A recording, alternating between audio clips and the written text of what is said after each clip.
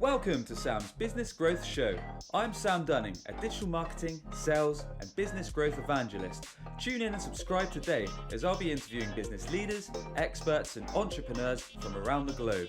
You'll be learning their story, how digital marketing has helped them along the way, and exclusive tips and insights to help you skyrocket your own business. Welcome back to the show. I am truly excited to be joined today by Shari Levitin. Shari is the CEO at Levitin Group and an advisory board member of Vengreso, the largest digital transformation company. Shari's helped create over $1 billion in increased revenue for companies in over 40 countries. She's a best-selling author of Heart and Sale, 10 Universal Truths Every Salesperson Needs to Know. Shari's also a contributor to Forbes, CEO Magazine, Quotable, Inc. Magazine, and Huffington Post. Shari was actually voted top 38 most dynamic women in sales in 2019 by Sales Hacker, top 10 voices in sales LinkedIn in 2018, and top 20 global sales experts appearing in the documentary film, The Story of Sales, as well as having many more huge achievements. Shari, welcome to the show. How are you doing? Oh, I'm doing great, Sam. It sounds exhausting listening to what you just said, but it's a lot of achievements.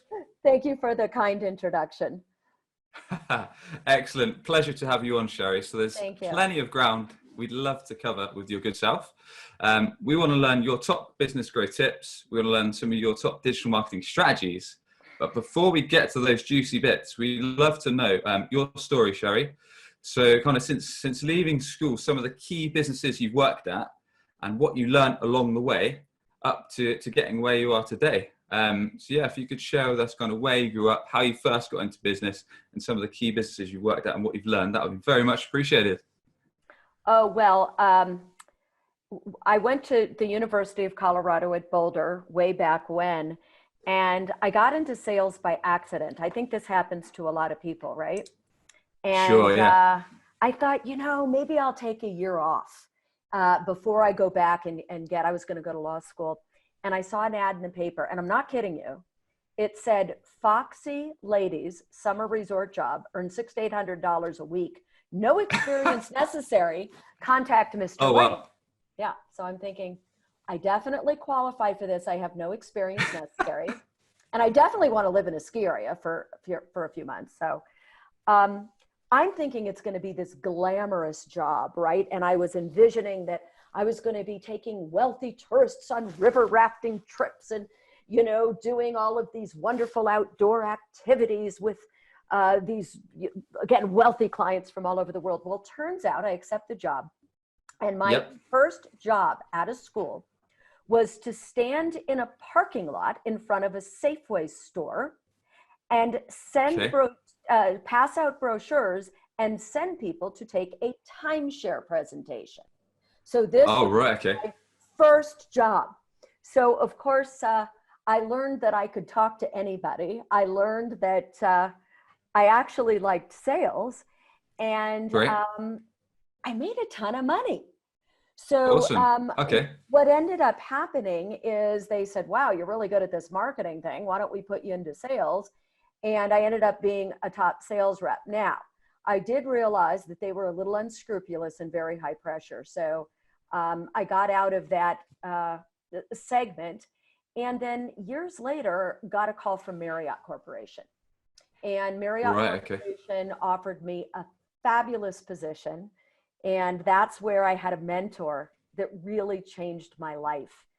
And taught me that there was a system to this thing called sales. There was a system to this thing called building rapport, doing discovery, overcoming what we called objections back then. And this mentor really taught me about guest experience and creating customers for life. And I started to understand that it wasn't just about what you said, it was about understanding human psychology, why people do what they do. And if I could understand that, it would not only make me a better seller, it would make me a better person in every aspect of my life. So this big mentor really changed my life. And then I, under his mentorship, became the top salesperson in all of Marriott, and from there, things just took off. Yeah. So Marriott, neither know them as a big hotel chain, but what did you start doing with them, Shari? So of course you went from what you thought was going to be kind of a hands-on whitewater rafting kind of experience, but you're actually the marketing department, got pulled into sales because you Yeah. were doing really well dealing with the customers, and then got drafted into Marriott, it sounds like. Yeah. And what were you doing when you were with them? Well, so with Marriott, they had a real estate product that was kind of a high-end fractional product, if you will. So it was through the Marriott hotels, a vacation ownership product. And Okay. they wanted to make sure that they separated themselves from these guys that were more high pressure. And Ah, okay. I realized that, a lot of people thought it needed to be a today sale type thing. And I thought, well, if they don't buy today, I'm going to follow up with them. I'm going to really build relationships over time. And I used to do that. And I remember by doing that, Marriott got really excited because I was maintaining their brand awareness, right? And becoming Got the it. top salesperson. They started sending me to all the sites and they said, wow, she's got a method of selling while maintaining our brand integrity. And then pretty soon I was training all of Marriott. And then when I went out on my own, Hyatt, Hilton, Four Seasons, they all called me and they said, wow, this is a really growing segment. We want to get into this business, but we don't want any of this high pressure stuff. And so I launched my company in 1997, knowing that I was ultimately going to get into other verticals. Got it. Okay. So just before we get into that, you said you became the top seller and then you were training their staff. So how were you able to do that, Shari? How did you become the very best at that time? You know, like I said, I had a mentor that really believed in me. And he Sure. also told me, he said, look, there's three goals of any sales presentation or any sales conversation. He said, number one, make the customer feel better about you and your product after you've met with them than before you've met with them. That's goal number one. You have got to make that customer great, because if they don't buy today, they'll buy tomorrow. Back then, if an unhappy customer, might tell 10 people, today they'll tweet it out to 10,000. But So he true. instilled that in me. He said, you need to make your customer feel better. That was goal number one. Okay. Goal number two was to get the sale. That was goal number two. This third goal is the one that changed my life, and it does to this day. So for any of you entrepreneurs out there, he said, goal number three will change your life. Goal number three is, if you didn't get the sale, you can lose the deal, but don't lose the lesson. Figure out Oh, I why you like didn't that. get it, learn from it, and don't make that mistake again. He instructed me at that time, he says, everything you learn about your interactions with customer, put in a little black book. Today it's a little blue book. And start writing down patterns that you see in behavior. Start writing down what you know is true of people and how they react. Well, pretty soon I had 50 of these. Today I have thousands of these. And that's what created the sales methodology and training systems that are ever evolving. And of course, now many of them are digital today. But what I Awesome. started Okay. seeing, Sam, is I started seeing that there were patterns. I realized, for example, that there's 7 key motivations that motivate all human beings to do anything. And if we can get Okay. to those core motivators, so instead of just selling to saving money or making money, if you're in financial services, whatever the case may be, there's actually 7 reasons at the core, because we're all motivated emotionally, that somebody will choose to buy something. I realized that when somebody's scared of making a choice to buy your product or service, they're probably in one of 3 to 5 negative emotional states. I realized that when we tell stories, we've all heard to tell sales stories, really, there's 5 goals to a great sort of customer story. And I started, and this is the way my brain works. I like unpacking things. And so I started putting together, well, there's 5 rules of a great sales story. There's 4 goals of a great sales discovery. And I started putting examples and neuroscience to this. And pretty soon I had salespeople from all over Marriott, and then of course from all over the world, saying, oh my God, people have told me for years to sell emotionally, but I didn't know the 5 keys to doing it. People have told me for years that I need to answer objections, but I didn't realize there's really only 6 real objections to purchasing anything. And I found that by systematizing it and simplifying it, that's all sellers needed. And they Got need it. to know the why behind the what. Why does it work? So that they could then pivot and use it in many situations. Excellent. Okay, so you said your mentor was a big help for yourself, Shari. So is that something you recommend to anyone in business or anyone in sales, to have a mentor to help them progress? Yeah, and a mentor usually finds you. Okay. They're saying, what's the saying that when the student's ready, the teacher will appear? Having a mentor is critical because sales reps can't always self-assess. So if we knew how to solve our problems, we might solve them on our own, and you have to be coachable.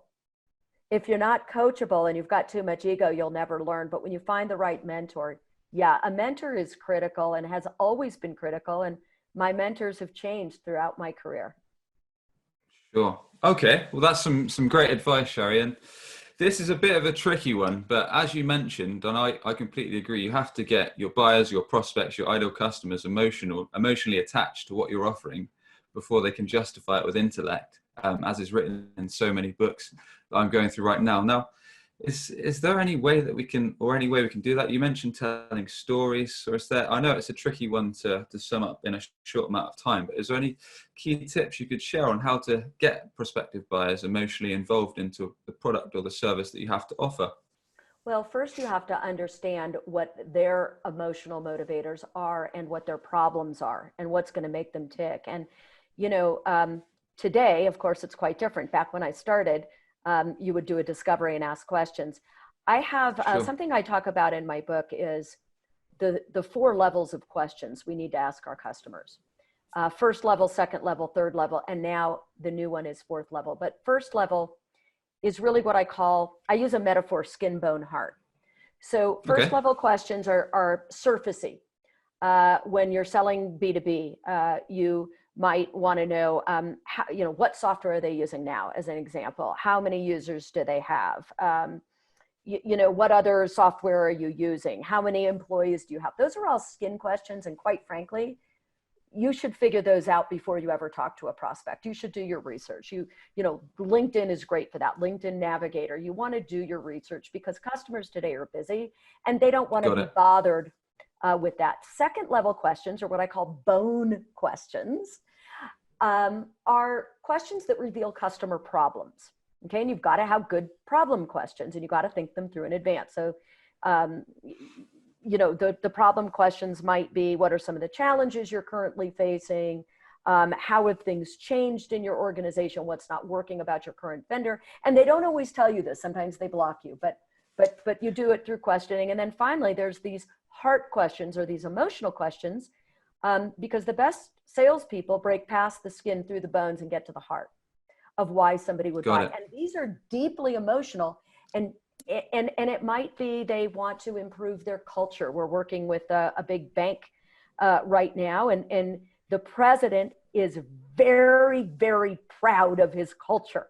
And his motivator for bringing me in is he sees a lot of my work as enhancing their internal culture as well as their external culture. So that would be getting to the heart of what motivates people. So that's the third type of question.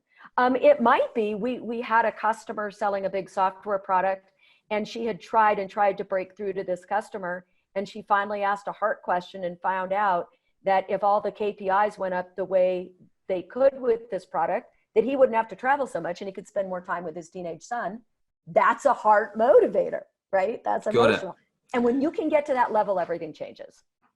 So is it kind of about taking it to a more personal level, Shari, than business related? Because you mentioned then that it was kind of, it sounded like it was more of a personal motivator in this particular person's case, but perhaps not always.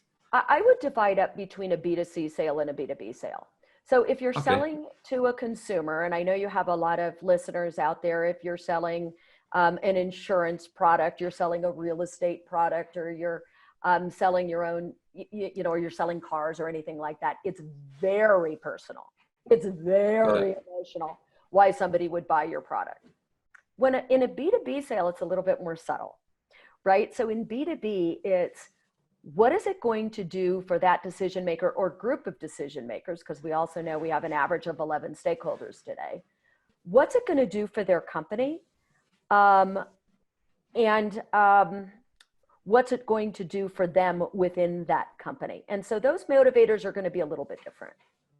Enhanced culture. It might be, that they're going to expand market share. It might be that they're going to have better relationships, but it's nonetheless, don't kid yourself, it's emotional. Awesome. Okay. So moving back to your story, Shari, you stayed at Marriott for some time. You became one of the best sales reps, became training everyone else. And then when was the light bulb moment that you decided to start your own company? What happened and what made you take the leap? We were all sitting around in Colorado talking about what we'd do if we won the $35 million lottery. And everybody went round, and one person was going to buy fancy cars and homes. The other was going to start an outdoor company. And they all looked at me and said, what would you do if money were no object, if you won the lottery? And I'm telling you, Sam, like I lit up and I said, I'd start this training company and I'd help people like my mentor helped me, and I'd help them be better sellers and better people. And I'd bring in guest speakers and And as I'm saying this, like my body changed. And at the end, everybody looked at me and said, okay, you're a little sick. And then I remember one guy named Peter Williams put his arm around me and he said, you are so good at what you do and you don't have to win the lottery to do it. Why don't you go do it? And so I did, 1997. Brilliant. Yeah. Awesome. Okay, that's a great story. So you started up, and how was it to begin with, Shari? Was it hard work building up the business was it from scratch, or did you have contacts already that you kind of brought in to help you progress the business? That's a great question. My father once told me that you can never skimp on lawyers, reputation, or shoes. Okay. Tell us more. When I started, before I started, was it hard? Absolutely. So sure, I had a great reputation in a particular vertical. I had great contacts. But really what it took was I had to get, and again, this is before computers, I literally had to be able to take so many no's that it didn't hurt anymore. And I made a list of people, and I must have called 50, 100 people a day. Now, I didn't skimp on the marketing. So I took $5,000, which was more money than I could imagine at that time. And I built a gorgeous, again, brochure. We didn't have digital back then. So I built this brochure. I got testimonials. I looked a lot bigger than I was, right? I looked like, and a lot of people have left Marriott and gone to Four Seasons. So it looked like I was working for Four Seasons and Hyatt and Marriott, and because they had all gone to different companies. So I had this great brochure that I created, and I had a wonderful attorney create a legal entity, which is important because there's things you don't think of as a new business person, protecting my my intellectual property. How am I going to do my contract? So this was all very, very important. But I think the third thing was you just got to go for it with your heart and soul and not worry about the people that say no. And just keep going for the yeses and learn along the way. Take action. If you're an entrepreneur, look, you can have the best product in the world, but somebody's got to buy it. And I think too many people have this, if I build it, they will come mentality. And let me tell you, it's not the best product that wins. It's the best product that people understand and are aware of that wins. And Brilliant. So what I did was I called, and I remember saying to people, hey, I will give you 45 minutes of free training. All I ask is that all 4 back then decision makers are in the room and you sit through the entire training. And pretty soon, as I started doing that more and more, the word got out, my reputation got out, and we started getting gigs. And I remember the big turning point was people used to call and, well, can you give me your prices? Can you give me this? And if you keep pushing hard enough and you keep reaching out to enough people, pretty soon it wasn't, here's my price. It was, well, when do you want the event? Yeah, I'm sorry, we're booked for the next 5 months, which we were. So now all of a sudden, oh my God, they must be good. We don't care what the price is, right? So momentum creates momentum. And the way you create momentum is you fill your pipeline. And you've got to be fearless. Some awesome tips there, Shari. I love the first point you made about not skimping on marketing. So like you said, you spent 5K back then, which was a lot of money. Still to many people is right now, especially if you're starting a new business and you're small and you haven't got a lot of cash reserves. So I love that you didn't think, oh, we're not going to do any marketing. We're just going to leave that to one side and we're just going to try and do cold outreach. Whereas you said, yep, we're going to do this for marketing. We're going to do cold outreach. We're going to bring in old contacts. So you kind of hit it on all cylinders. And you said put in the activity, which I couldn't agree more with. So filling up the pipeline and making sure you've got a lot of opportunities until you got to that stage where you're even it sounds like able to turn away business or create scarcity so you could charge effectively what you wanted, which is the place we all want to be, right? Exactly. Cool. Okay. So it sounds like the business progressed nicely from there, Shari. Are there any particular highs or lows that you've had, or perhaps we could start with the lows that you've had in your business and how you recovered back from them? Any that you could share with us? Yeah, I would say well, there's a lot more lows than highs, but fortunately the highs outweighed the lows. But again, you can lose the deal, but don't lose the lesson. We, by our third year, we created some unbelievable strategic alliances and went global. We very quickly were in, not very quickly, after 2-3 years of hard work, we're in 40 countries, 5 continents. I had offices in Europe, in Asia, and we were, became a global company. The big mistake I made, I would say maybe, I'm trying to think of the year, but the biggest mistake I made is as we started growing, we had a lot of people say, oh, you should really be online. We'd love your content, this and that. I ended up getting in a lane that wasn't my expertise, which is so easy for an entrepreneur to do. And I realized that I had cassette tapes and DVDs and videos, but then online, this thing called the internet, right, started happening. And we had people that wanted our content in all different countries, and it was exciting. And so I had somebody, I didn't do a lot of research, and I had a gentleman come up to me and said, I can build you a whole online platform. And you can be a technology company. You can be a technology pioneer and, be with Silicon Valley, and I'm like, oh, that sounds really great.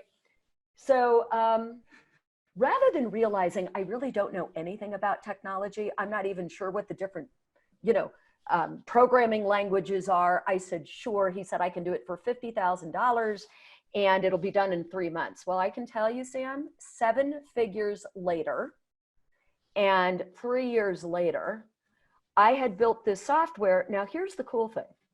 We sold millions of dollars of training initially, but within a year, we had big companies saying, oh, this is great. Could we have this add-on? And I have no idea, because I couldn't keep up with the other software companies. I am not a software company.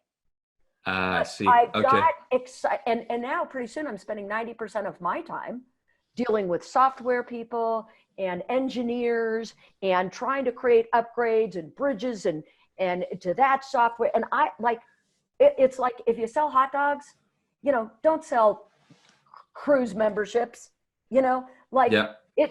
like I should have outsourced it from the beginning. Now, what it taught me is that people wanted online learning. And this was before it was even a buzzword or popular. But the big lesson I learned, I literally invested millions of dollars in this software, got a lot of customers, but then couldn't keep up with their needs. And finally I had to the lesson for entrepreneurs is A, stay in your lane, and B, you need to know when to stop throwing good money after bad. It was not going to work. And I spent about a year throwing good money after bad. And I just went, you know what? I need to stay in my lane. What I do is I create content, I train and deliver content. I'm great at that. I suck at software. Hashtag suck at software. And I needed to throw it all away. And now everything's outsourced and it's a beautiful thing. And we have, you know, virtual learning clients all over the world again, but it's not my software.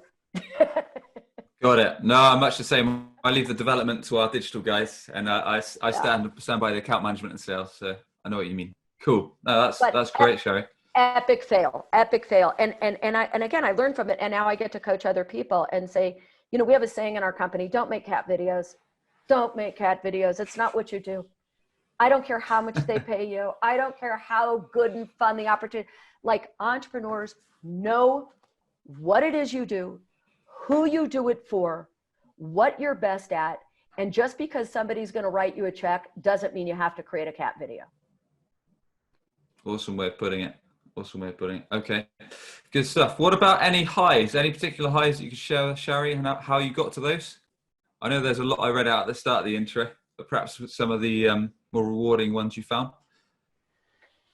Well, what was really awesome is then really expanding into multiple verticals, which was always what I wanted to do. And so after 2008, which was really hard for a lot of people, it was actually great for us because we had people go into, you know, who had been through a lot of our trainings and our train the trainer programs. And we would get emails from people. We use your training for, I build bridges. We sell bridges to the government. We sell software. We do this. And then all of a sudden we realized, wow, our message and our way of training really could expand into multiple verticals. That was a real high and a real aha for us, because I think what we did is we really honed, we weren't just training. I think what makes us really different, we don't just train sales training. We understand how people learn, and we spent years understanding how people need to consume information to change a behavior to increase ROI. Whereas there's all these motivational speakers, rah, rah, rah, people forget it in 30 days. And we really focused on how people learn. It's like salespeople, are you going to focus on how you want to sell, or are you going to focus on how people buy? You need to start with the end consumer and work backwards. And we always did that and understood adult learning theory. So that brought us into lots of different verticals. I would say probably some of the biggest highs, if I look later on in my career, certainly publishing my first book was a big high for me, and being able to not just work with corporations, but help individuals all over the globe. That was huge. That awesome. Okay. You know, and getting emails from people in Pakistan, or like people that I never would have been able to touch, and knowing that, you know, we really have an impact, and then donating some of the proceeds to different charities. That became a different level of highs and satisfactions. Really rewarding. Okay. Yeah. Fantastic stuff. Okay, Shari, as always, we like to take the angle of digital marketing on the show and learn a bit more about some of the digital strategies that your business has undertook and have given you great results. So are there any particular channels that your company invests in that have helped you grow over the years? Oh, I'm a LinkedIn junkie, girl. Yep, same. But I will tell you how it started, and this is interesting. So I just sort of used to think that LinkedIn was a stuffy Facebook. You know, like, why would I do that? Like, that's just a resume place. And admittedly, it wasn't until 4 years ago, and I love the outdoors. I love to hike. I was on a hike talking to one of my colleagues, our director of sales for our company. And he says to me, you know, and he's a millennial, he's much younger than I. He says, you got to stop it with these corporate videos and your suits and all that, because you're not relating to people my age. I said, excuse me? He says, yeah, you're coming across as like really canned and really staged, and people today want it more raw. They want it more authentic. I said, yeah, okay, fine. He goes, no, really. Like, you should start doing Facebook Lives. Like, just dressed like you're dressed, like doing what, and I'm like, yeah. So we go on it. And by the end of as I get to the top of the mountain, he says, I dare you to do a Facebook Live right now. I said, I'm not doing a Facebook Live now. I have no makeup. I'm sweaty. He goes, exactly. Do it. I doubled it. Well, now I'm kind of ticked off. So I say, okay, fine, I'll try it. So I pick up my phone. I was on Facebook. I do a Facebook Live and we get over 12,000 views. Oh, okay. I'm like, result. Oh my God. Like, that's a lot better penetration than my blogs. Like, this is huge. Like, what if and so then I started doing video for LinkedIn and I couldn't believe and I started doing it regularly. So every Sunday night at 6 o'clock, I put out a video with 3 tips. And within a year, it was like, oh my God, the consistency, the knowing, starting with the problem, 3 tips, making it relevant to my audience, and giving and not asking for anything in return. I never asked anybody to buy anything, and I still don't. If they like my message, they're going to come to me inbound. And then by the end of that year, I get this message from LinkedIn that I've just been named top 10 voice in sales. I mean, I was crying. I was like, you're kidding me? Like, that's amazing. And then we just started getting all this business, but that like launched everything. And then I got to be in the Salesforce film, and then all of a sudden, but it all started from giving, not wanting anything in return, and not being nervous about what it looked like or sounded like, and just being me and being raw. I think you've pretty much hit the nail on the head on the best way to attack LinkedIn, really. And the fact that it's got such a good organic reach. I mean, I bang on about LinkedIn in almost every episode, and almost all the sales professionals and marketing and business professionals had on have pretty much said they love LinkedIn, which is great because the organic reach is fantastic. And like you say, if you constantly give value over time and you're consistent, then the inquiries will start coming your way. As long as you've geared up your profile to act as a lead magnet or a landing page, and it's easy for people to get in touch with you, then over time the inquiries will start flying in. Excellent. So really pleased that that's a strategy you recommend, Shari. Are there any other channels that yourself or your team utilize to be able to generate leads or new business? Well, I'll tell you what, be it digital or outbound. Yeah, I'll tell you what we are huge fans of, and I think we have a small window on this, Sam. I think we got a year or two before it's going to just be like email. Because now what do you get? Like, I don't know, you're the marketing guy, 3% response rate on a cold email, or is it less? It's pretty low. I mean, email, you've got to be so hot at crafting them as well. That's another game. Being able to craft a perfect cold email is a skill in itself. So what we use is video. And like I said, I think we have a year or two window where everybody goes, it's another email video. But right now, man, sending a video to, we don't do a lot of cold prospecting. We're fortunate that most of our business is inbound and referral at this point. But I can tell you that even after there's an inbound, after we do sort of a discovery with a potential client, maybe they're pitting us against 3 or 4 other, people that seem like us, we will always follow up with video after the call, because you probably only had one stakeholder on the phone. Now they've got to convince the other 5, 6, 7, sometimes 11 stakeholders.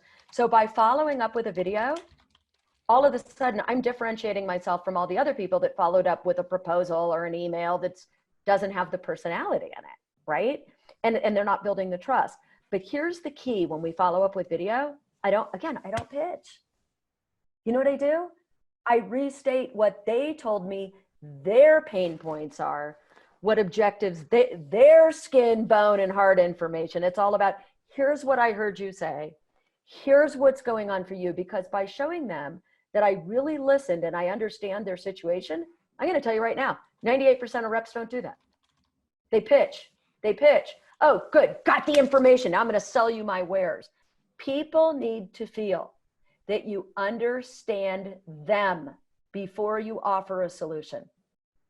Biggest advice I can give to anybody selling their products or services. Amazing.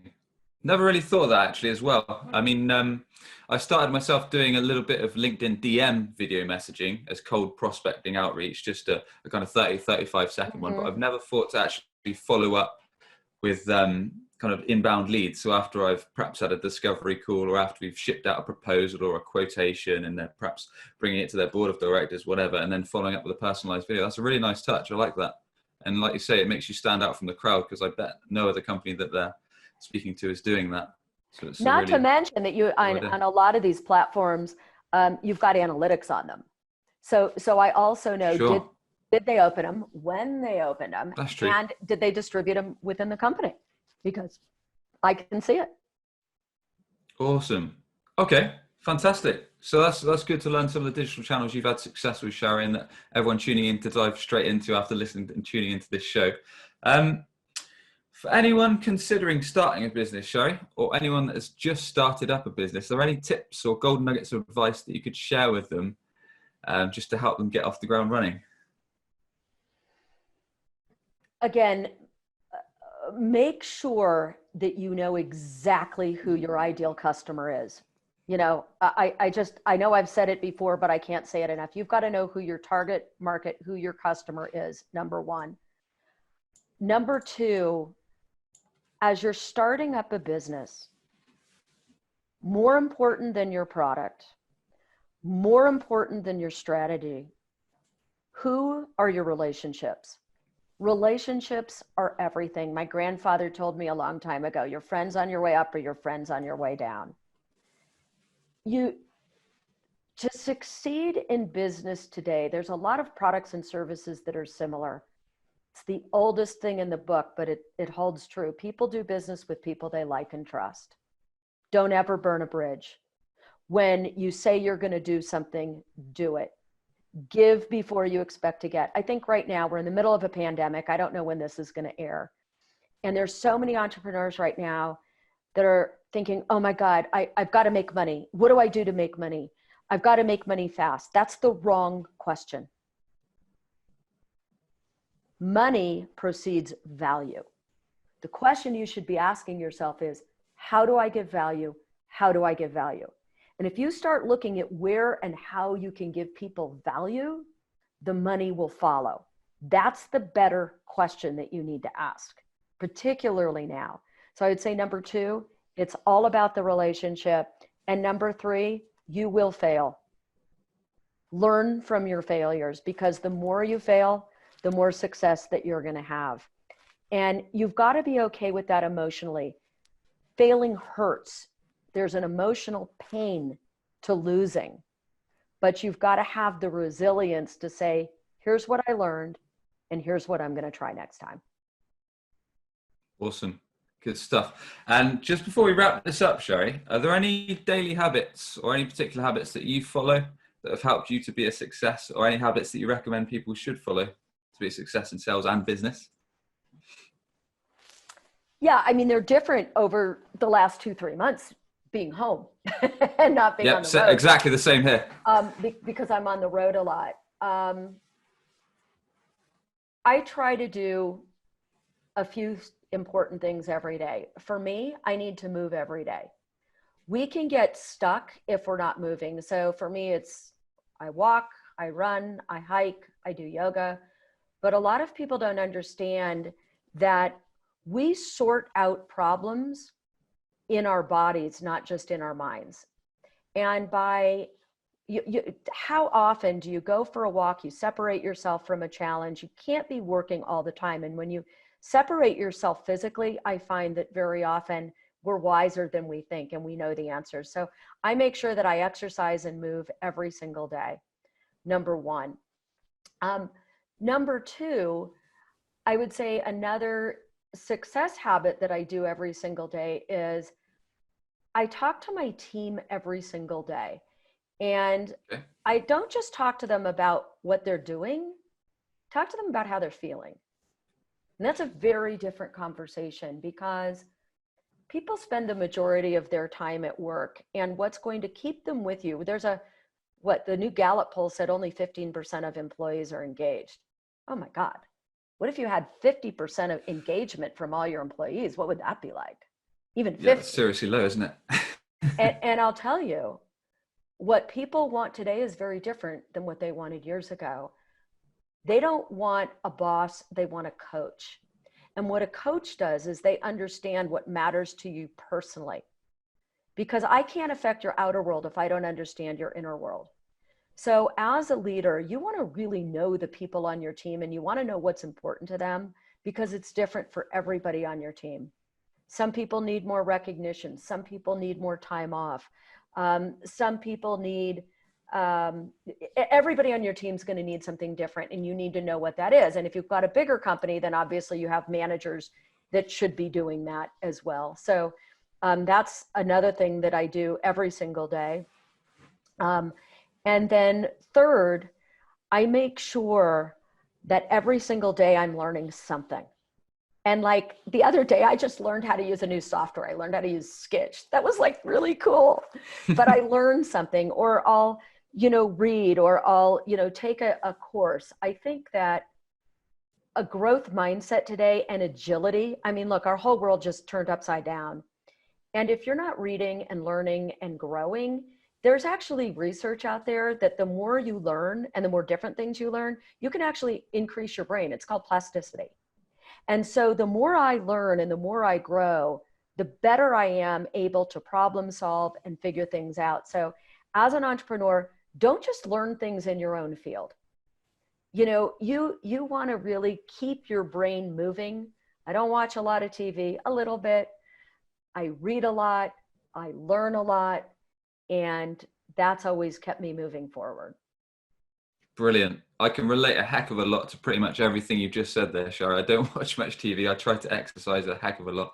And like you say, some of the best times when you're stuck, because especially now during the pandemic, I'm stuck in front of a screen nearly, 10, 11 hours a day, just flat out work. So it's so important to get out, get some fresh air, like take the dog for a walk, I do, or go for exercise first thing in the morning and just revitalize, refresh your mind. And it also, like you said, helps you come up with some ideas, or helps you look at things from a different perspective.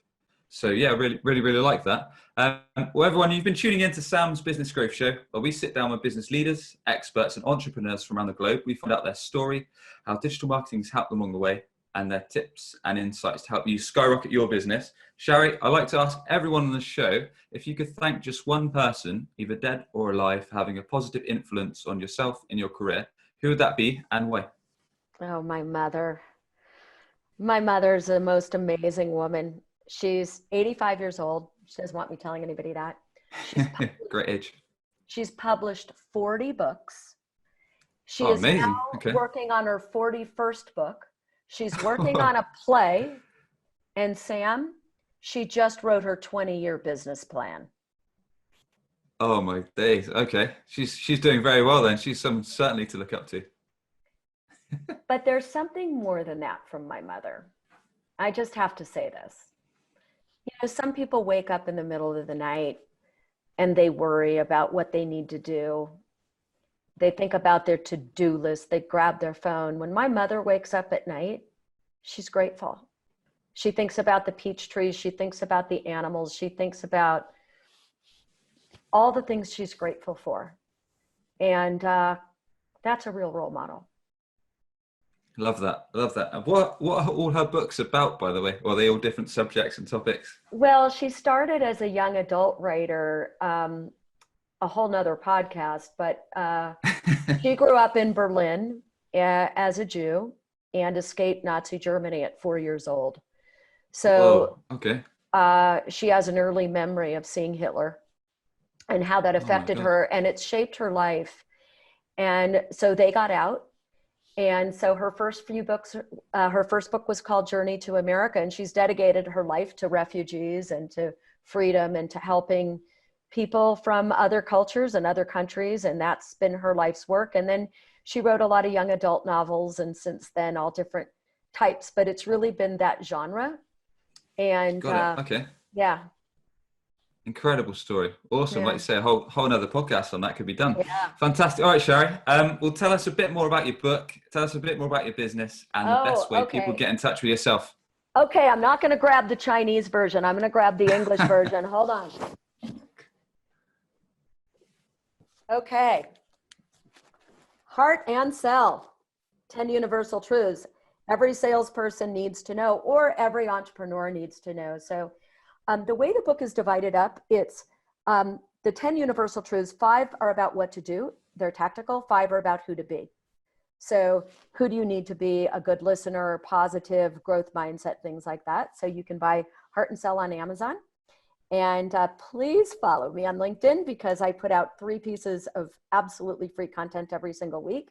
If you'd like to talk to us, happy to do a consult with you about how to help your team progress. Just email me at Shari@ShariLevitin.com. Fantastic, Shari. Well, everyone, you've been tuning in to Sam's Business Growth Show. It's sponsored by webchoiceuk.com, helping businesses skyrocket their leads, sales, and brand positioning via results-driven digital marketing, SEO, conversion-focused websites, and custom mobile apps. That's webchoiceuk.com. Shari, thank you so much. It's been a pleasure. Thank you, Sam. Subscribe today for more digital marketing, sales, and business growth tips from the experts.